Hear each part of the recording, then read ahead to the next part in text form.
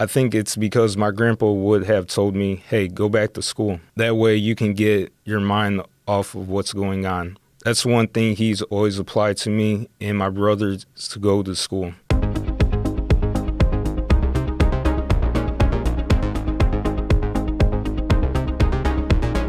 Welcome to the Telling It Our Way podcast. I'm Allie. And I'm Becca. In this podcast, we bring you stories by disabled people about disabled people. Stories from the daily lives of self-advocates with intellectual and developmental disabilities. These are real people with complicated lives. They don't want your pity, and they do not exist to inspire you. This is not inspiration porn. Hey, Allie. Hey, Becca. I'm excited for today's storytellers. Oh my gosh, me too. We have two storytellers today who I think have something really interesting and different to say about people who matter to them. Yeah, we've done some episodes before about romantic relationships and friendships and community building, but this episode is a bit of a different take. Yeah, we thought it'd be interesting to think expansively about relationships, about all of the different kinds of people who influence us, and also how they influence us, and spend some time reflecting on those who are important. Our first story comes from Nick. He's reflecting on the life of his beloved uncle. Let's listen.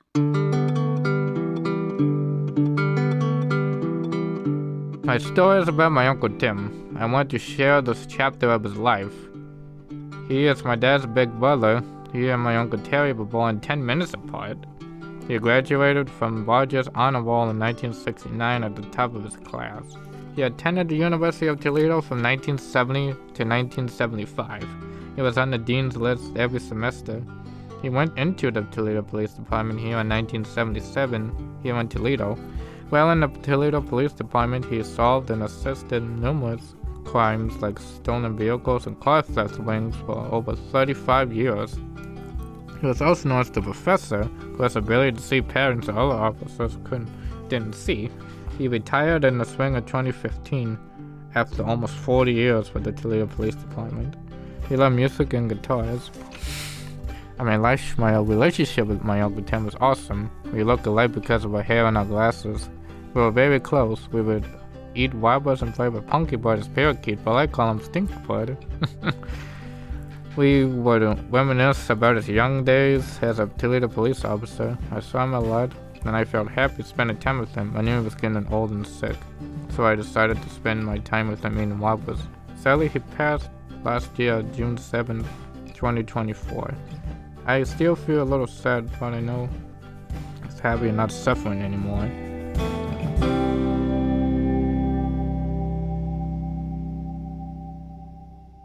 I can really relate to Nick's story. I had an uncle who just made me feel special when I spent time with him, and I can see that in Nick's story as well. And I appreciate that he wanted to spend this time storytelling by giving us a glimpse of this relationship and the unique personality of his uncle. Oh, yeah. I love that. I love hearing how they spent time together, but I also love hearing Nick create this persona of who his uncle was, right? All of these things being called the Professor for being able to see those patterns and things. He creates such a portrait of who was clearly a really special person. And I think this really speaks to how Nick is also processing his grief. So as a background for our listeners, and as absurd as this may sound, the medical and psychiatric community used to believe that people with intellectual disabilities were incapable of experiencing grief. So we weren't paying attention to it as a culture, and we weren't giving people with intellectual disability the space to feel or express their grief, at least at a cultural level. I'm sure individual families had their own practices and beliefs. Yeah, and it's not just that this is missing from the research. This is still happening in people's lives. Anecdotally, I've heard people not being allowed to attend funerals or not being told when someone that they care about dies. And the academic research around this grief and intellectual disability is honestly still pretty limited. But what we do have suggests that because we're not often thinking about grief when we're thinking about intellectual disability, there was a study, for example, in 2022 from O'Riordan and colleagues that said that people with intellectual disabilities are more than 3 times as likely to experience prolonged or complicated grief than the non-disabled population. Yeah, and so for our listeners, if anyone's looking for a resource out there, Rutgers University's Boggs Center has a great resource for those interested in developing rituals around grief for people with intellectual disability, particularly those who might be non-speaking. So you can find some of those at the boggcenter.rwjms.rutgers.edu, and we'll have that link on our website for you to follow. Yeah, and I think, one of the best ways that we can all process grief is by sharing about it. And that's why I think it's really great that Nick was able to share his story today about his uncle. And if you're interested in hearing a little bit more about grief and intellectual and developmental disability, or hearing some more of our context around some of the research around this, we actually did a whole episode on grief in our first season. And so you can go back to listen to that anywhere that you listen to this podcast.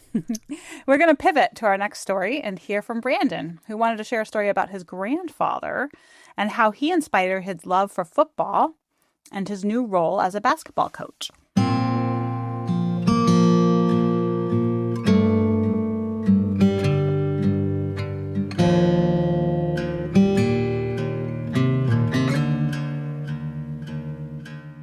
My name is Brandon Guzman. I also go by Coach B.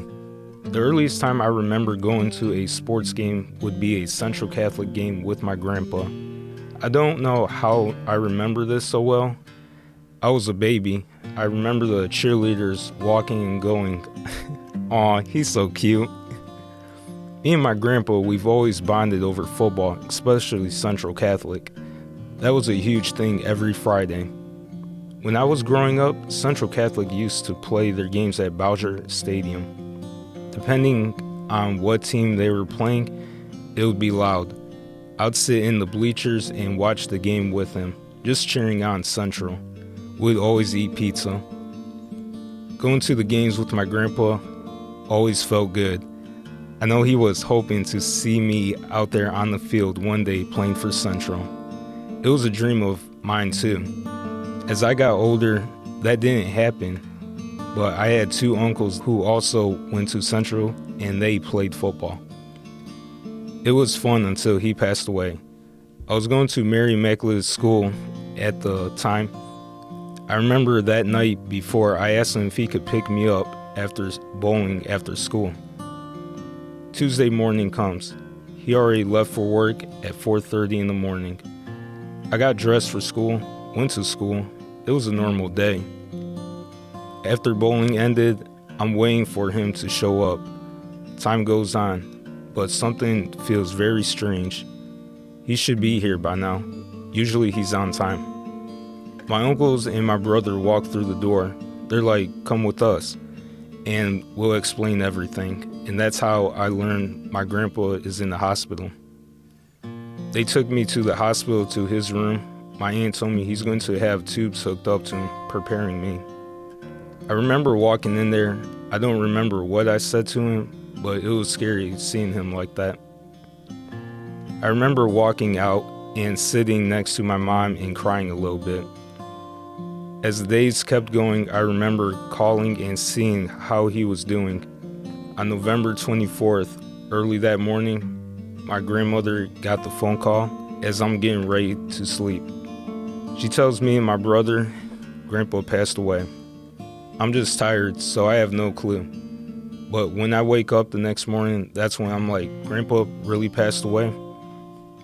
For me, it was one of the hardest things I had to face. He'd been with me ever since I was born. We bonded through so many things, Army games, watching TV, going to Central games. That's all going away. The last football game we ever watched was Ohio State versus Michigan. I was really depressed because of him passing away. I remember my teachers coming in for the showing and they said I could take as much time off as I needed. Shockingly, I didn't. I went back to school the next day. Why? I think it's because my grandpa would have told me, hey, go back to school. That way you can get your mind off of what's going on. That's one thing he's always applied to me and my brothers to go to school.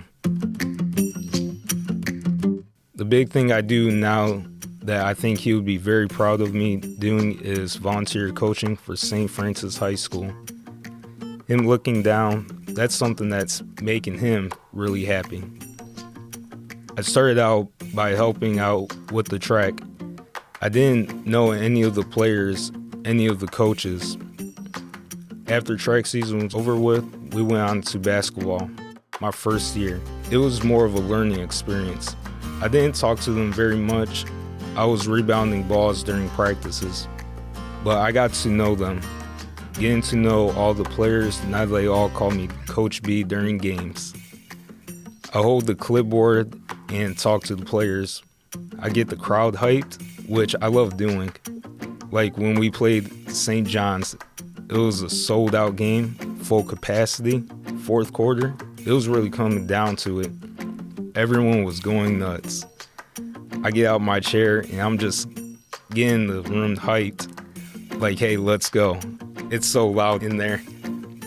After everyone stormed the court and I got caught in that crowd, I've never done anything like that in my life. I told the coaches I'm never doing that again. My head hurt for 3 days after. This past season, we made it all the way to the Final Four. It was something that has not been done in 30 years, which is absolutely amazing. I loved every part of it. It was a roller coaster of a season. I loved going to places I had never been. We had the Final Four at Wright State University. It was a long bus ride there. When we arrived, we were in the bleachers watching, but we had a locker room for us. When we walked onto the basketball court, I was looking around like, man, this is really cool. But then we lost, unfortunately. Next season for sure, dude. I'm trying to get this ring. This year we played Central Catholic, and they'll be honoring their 2005 football team. I remember going to all those games. One thing I'd love to do to honor my grandpa is to get a picture with the entire 2005 football team. I know that would be something he would absolutely love. So if I could do that for him, that would mean a lot. For me to share my story so people can see me for who I am, the person I am, and to inspire them to possibly do the things I'm doing, you can do the same things I'm doing.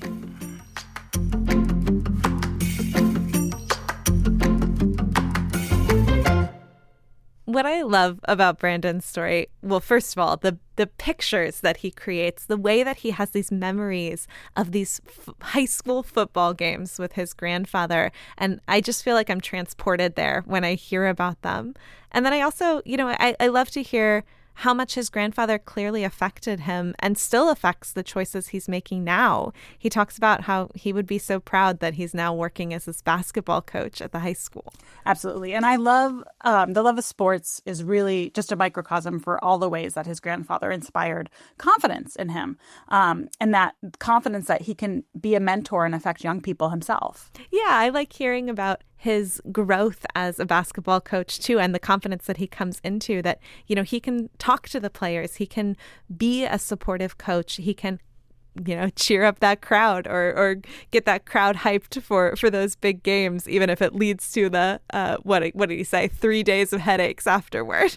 And I think, there are a lot of similarities between Brandon's story and Nick's story about his uncle. And these are family members who offer support and who build confidence.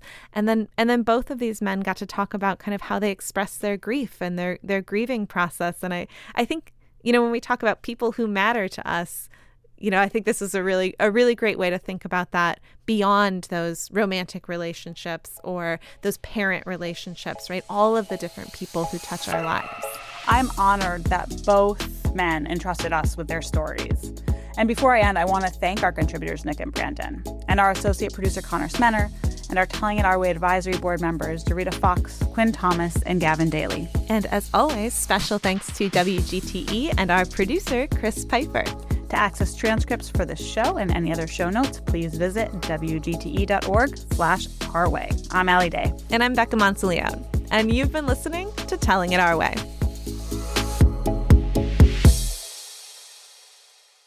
WGTE. Voices around us.